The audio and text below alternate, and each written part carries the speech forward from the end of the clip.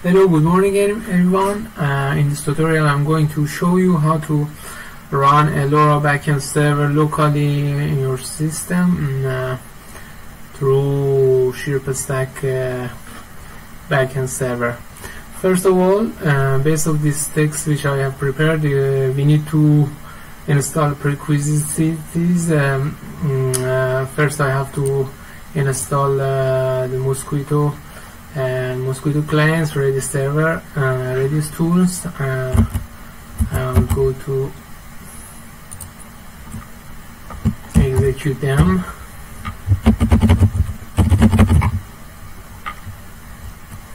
Because I had installed them, so it is in my system. It shows this message. So I go to the next step, and then we need to install Postgre and its components. So we need to execute this command.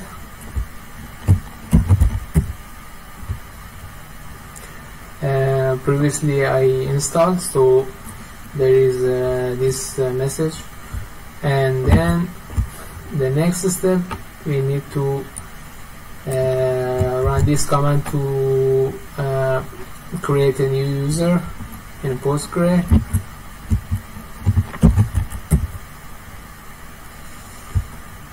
And then we need to create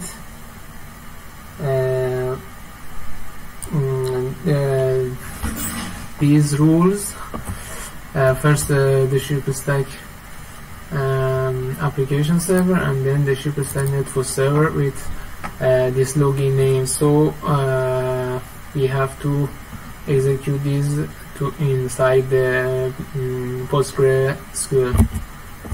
I go here, and of course I created this, but to show you how to execute this command again, I used it here. Yeah, because I had already created this, I have this message again. Also for network server, it is already existed.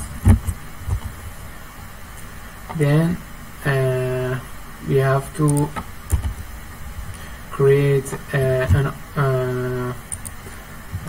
database for the servers,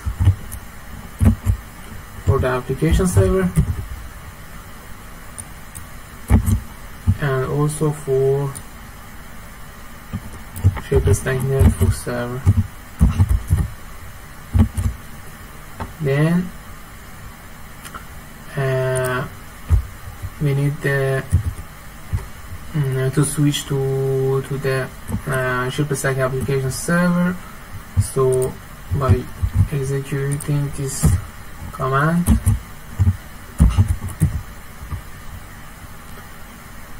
now we are connected to Chirpstack application server. Now we need to create two extensions, pgtrgm and also the hstore in the Postgre.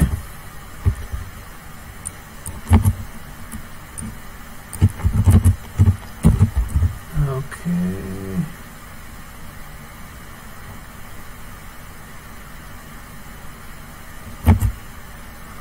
Oh, sorry, I have to execute it again. Okay. And then we will get out of the PostgreSQL, and then we need to set up the software repository for the Chirpstack, and through this command.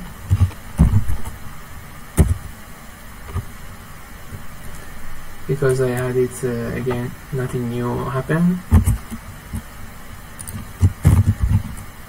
Then added the key for downloading the Chirpstack. We have to execute this command.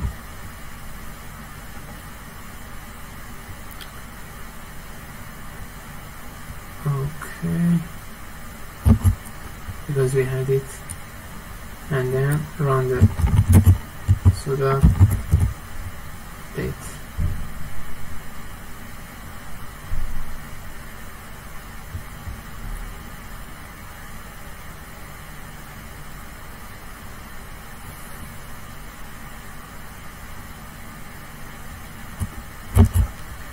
Okay, then I need to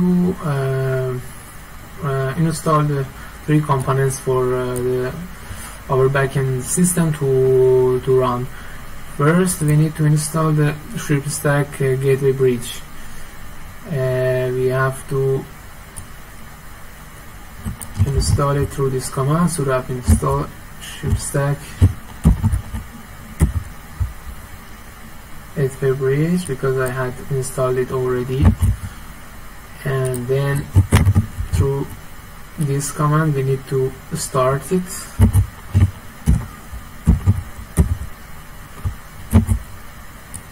Then we need to put it in our boot system, which whenever your operating system starts, it will start automatically.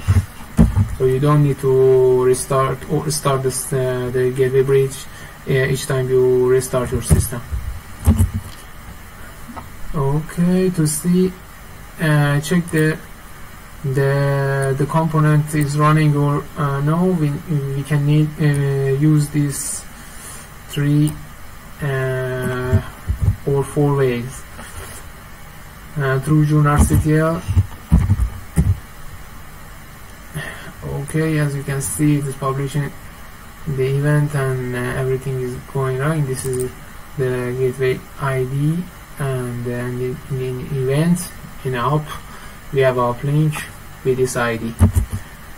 And through this command also with sudo, obviously.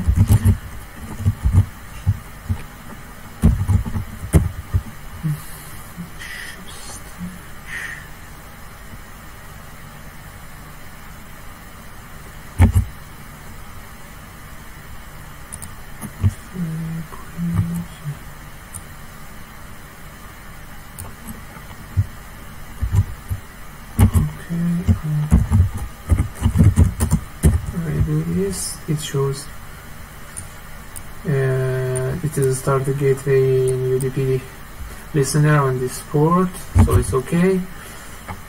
And then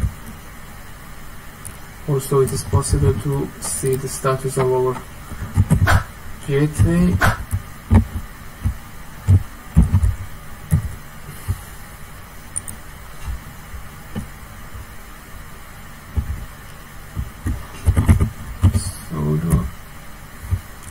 As you can see, here shows that the gateway bridge is running correctly.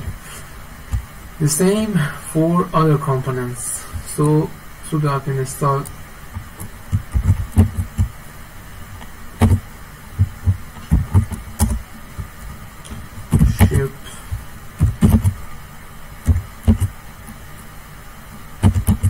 Chirpstack network server. Okay, I had installed it previously, and then we need to start. This is the server. Start the Chirpstack network server, and then enable it.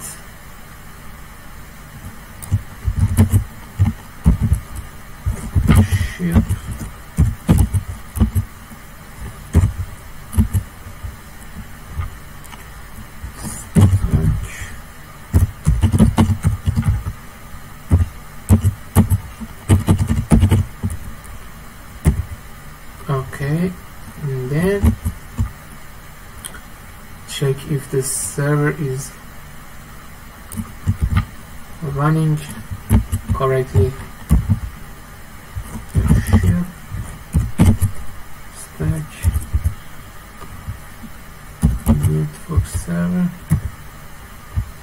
Okay, there is no error. As you can see,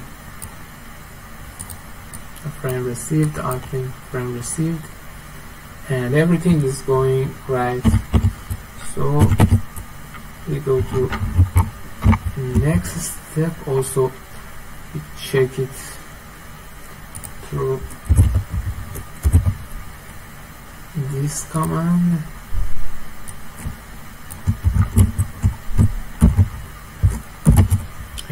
Server. You can see APS server is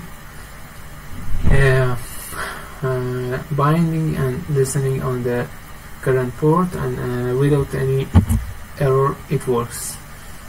Then finally we check the status of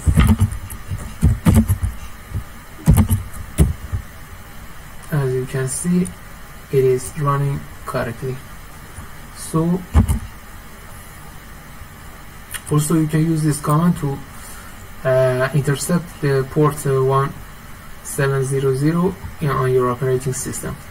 Okay, we go to the next step. We have to generate the data. In this tutorial I generated the data using my virtual gateway, a virtual gateway we used, and here we use for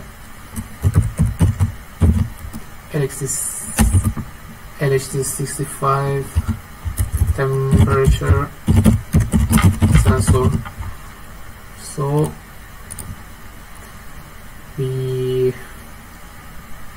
I started it. Now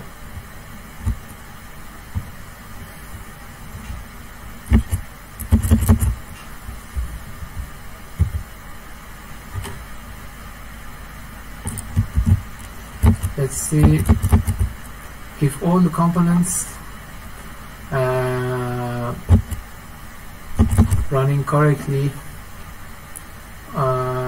Also I forgot to say we have to also run the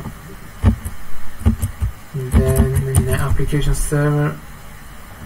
Here I will show you also for application server all the steps again. We need to install also the Chirpstack application server. So sudo apt install Chirpstack application server based on here, and then start it and then enable it. I do it very quickly. Install and then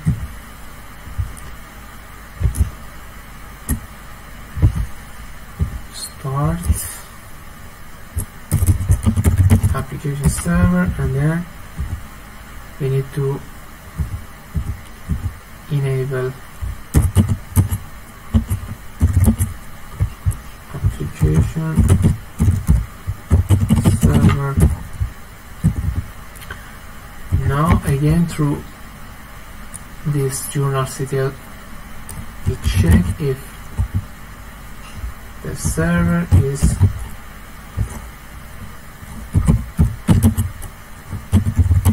up and running without any error. As you can see, it is updated and it is working correctly without any error. And then we need to use this command to check also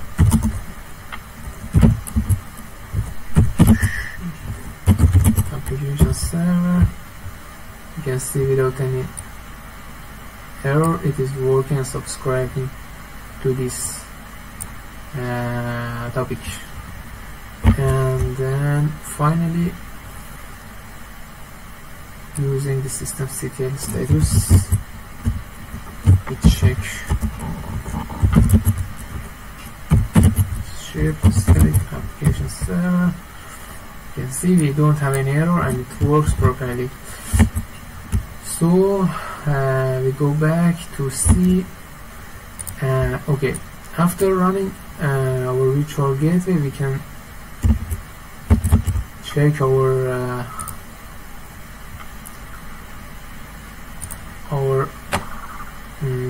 API here in our browser. We need to enter to this port using this port localhost 8080. You can see this login page and enter the admin as the username and password both the same. Before this, you need to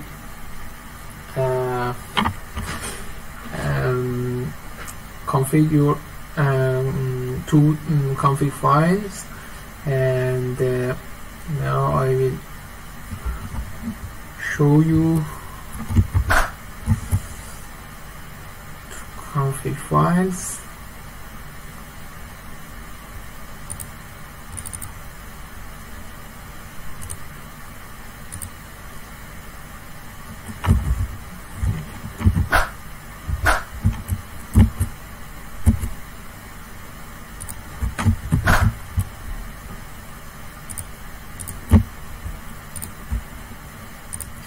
Well, okay, before starting the application server, your API through local port 8080, you need to check the config file of the three components which you created. So we need to see this three component config file in the etc folder of your operating system. I go to these.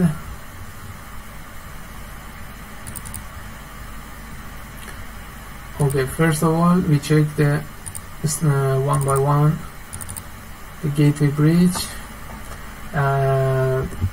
Also, of course, there are other settings you can add to this config file, but for a beginning of your work, this is the simplest config file which you can create for your LoRa backend server. So as you can see, first your backend type must be defined in STEMTech UDP, and these ports should be defined.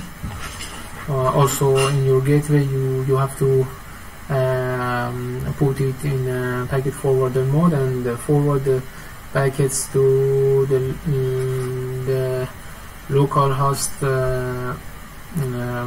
port 1700,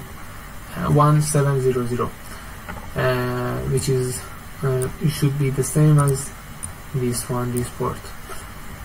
And then other configurations, which is shown here.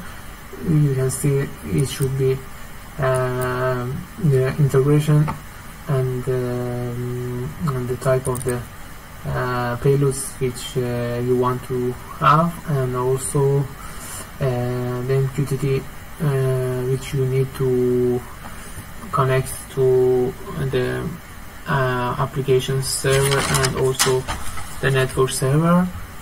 And then the region that you have, you need to define it based on the region that you want to run this backend server. Then for the network server, you have to show the you have to put the Postgres database, and its path here should be with the user, and this configuration, this line should be here. And then the network server band defined as here, and the network server API, this is for the network server, should be on port 8000.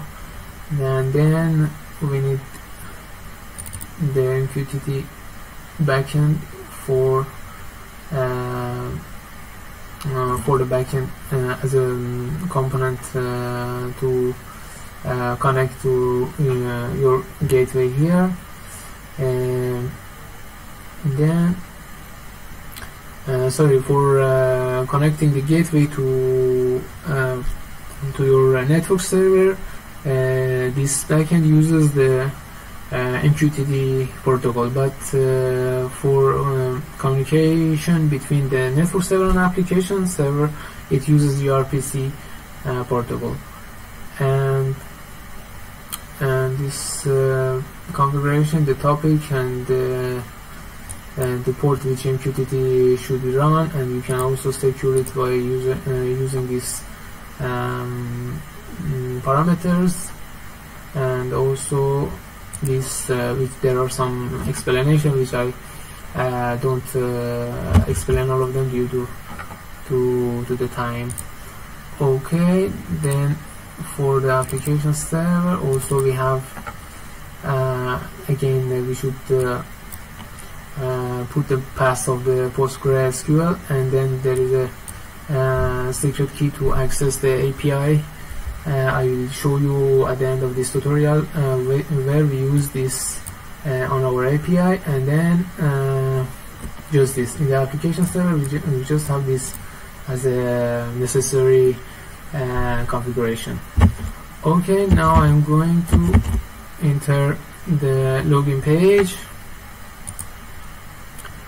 Okay, now we need to define some parts here. First of all, we need to add our network server here. I had previously defined one, but again, to show you very fast, I will go to this menu. In a general, put any name that you want, and then this is the port which you defined in your configuration file, which I will show you. There should be localhost this port 8000, and then if you have a gateway discovery, you can check this box. If not, no. And you can also define some security mechanisms such as TLS certification here. No, we don't have anything for our my current network server. I will show you this configuration. We don't have anything, just a name and the localhost 8000 port. Then we need to go, after saving this network, we have to go to you can, for example, define an organization here, and then you can you need to add a service profile. Here I go again through the steps here. Okay, we defined a network server, we defined organization, and then we need to create a service profile here. Service profile I defined previously here, but I show you to create a new one. What should we do? For example, the service profile related to the gateway, so we can put a name for profile 1. We should choose our previously defined network server, and then if you need more detail about your packet, your metadata, you have to check this one, and then if not, refuse it. But most of the time they use the SNR or other parameters of the gateway, so we check this box. And then enable the network geolocation if you need some parameters about the geographical situation of your device. You can check this, or if you have a gateway which send its the geographical places of the nodes. As a device frequency status,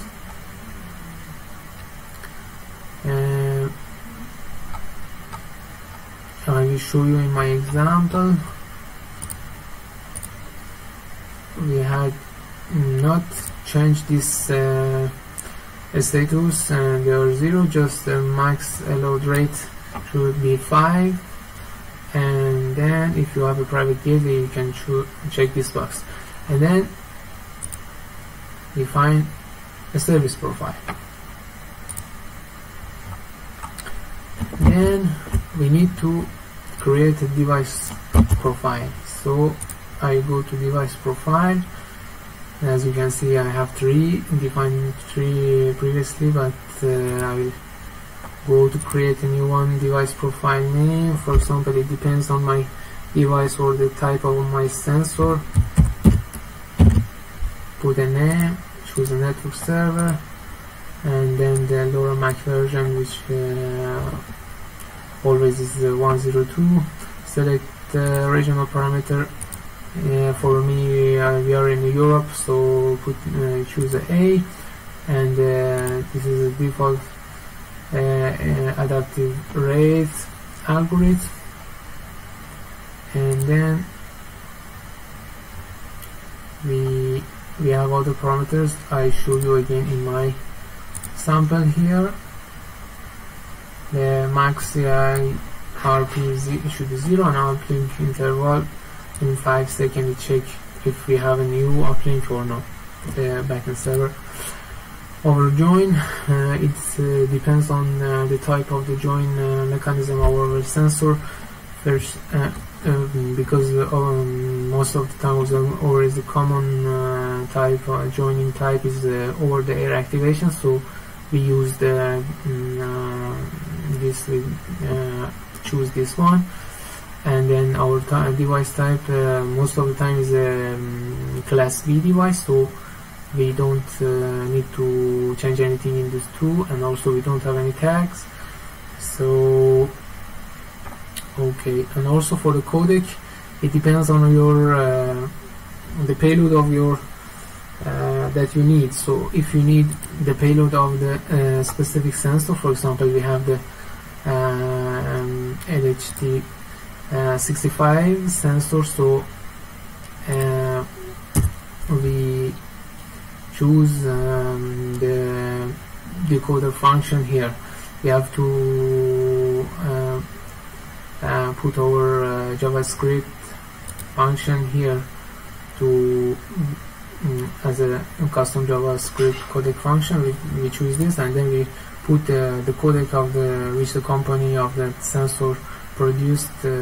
We should put it here, and then we need to save the device profile. So if you have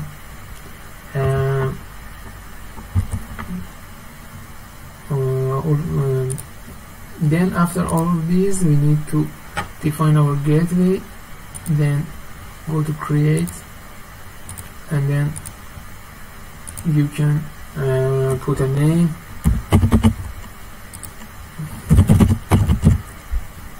and then the gateway ID you can generate it randomly, and also if you have to define it to your gateway. If your gateway is physical, you need to take it from your device directly, and put the gateway ID or the gateway UI here directly.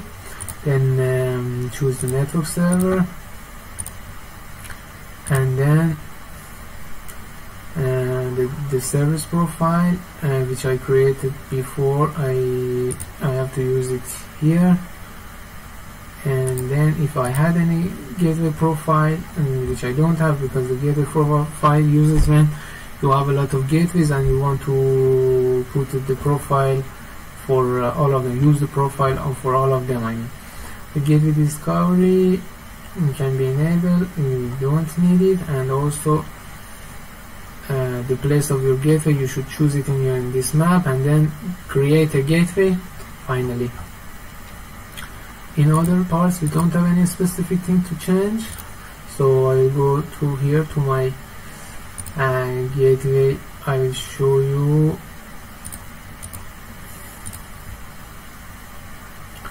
again here the parameters which I set. The gateway altitude is 10 meters, and then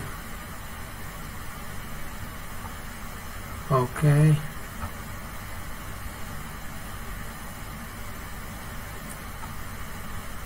now we need to go to the application and define a new application and devices like TTN console if you had experience to work with that. Okay, now here we need a new application.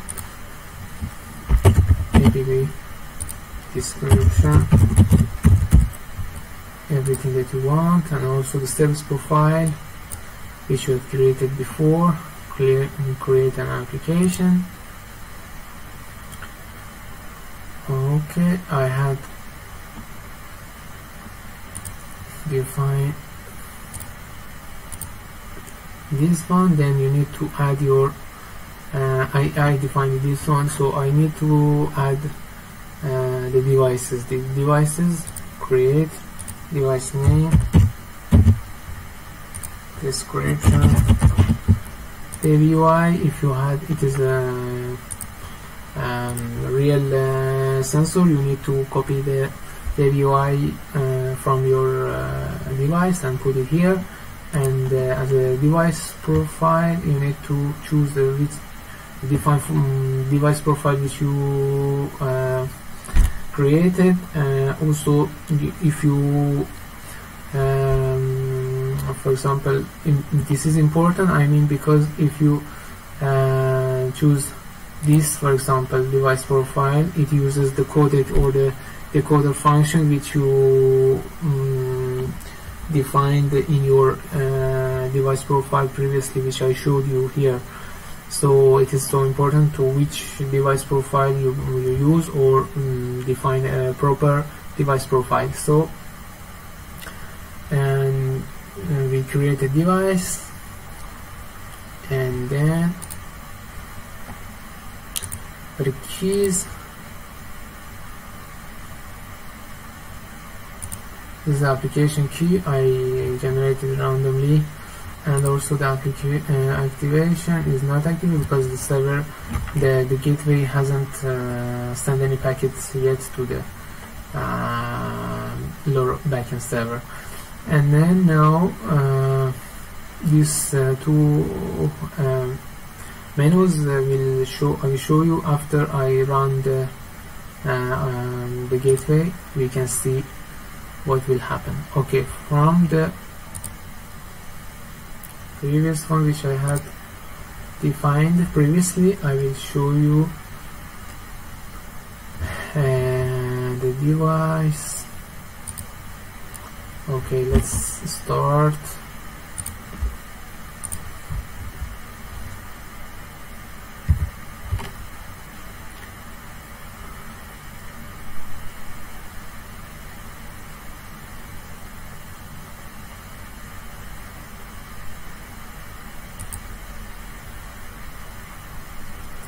Okay, status is enabled.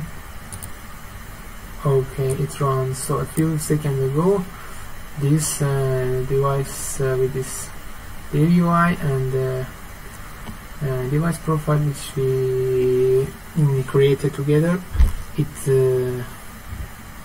started. So we can see the packets. We can go to the activation. You can see it's all the parameters defined automatically, because the network session key and application session key defined after you start the gateway. They generate automatically by the network. And the device data, in my gateway configuration, I choose each 30 seconds it send uplink to the backend server. Okay, it arrived. So we can see our data here. This object JSON is based on what the JavaScript decoder which we defined in our device profile previously I showed you. Okay, and these are the parameters, and this rx info is related to the gateway metadata which I showed you. If you want you can check it, or if you don't need this data you can uncheck this to be shown in your payload. Also we have a LoRaWAN frames here. If you want to see the LoRaWAN frame, it has more details about the packet or the payload that you have. Not the payload, but just the MIC, the specific parameters which related to the MAC commands. And then I want to show you again to restart the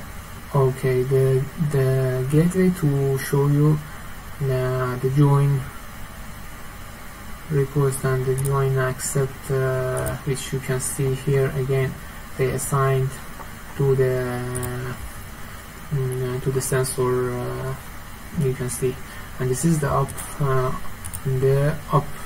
uplink. Okay, then we define the gateway application on our device, and you can see the payloads here. And finally we can have the API to use this data from this backend server to another places if you want to integrate them, or you can use them in another platforms, APIs, website, web pages, web APIs. You can use them. Of course there are some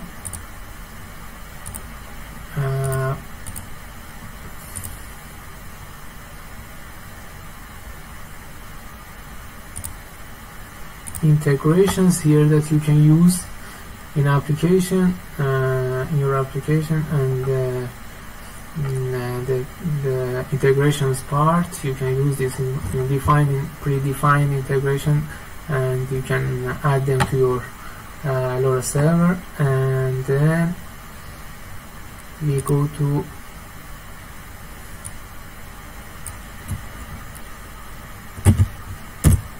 API.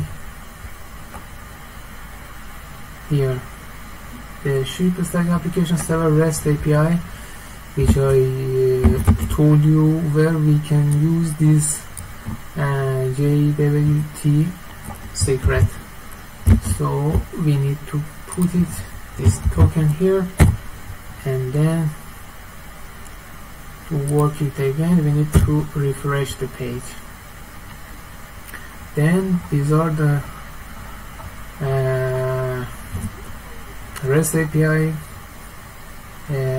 which you can assign to your backend server. Okay, thank you for your time. I appreciate your time. Have a nice day, and good luck.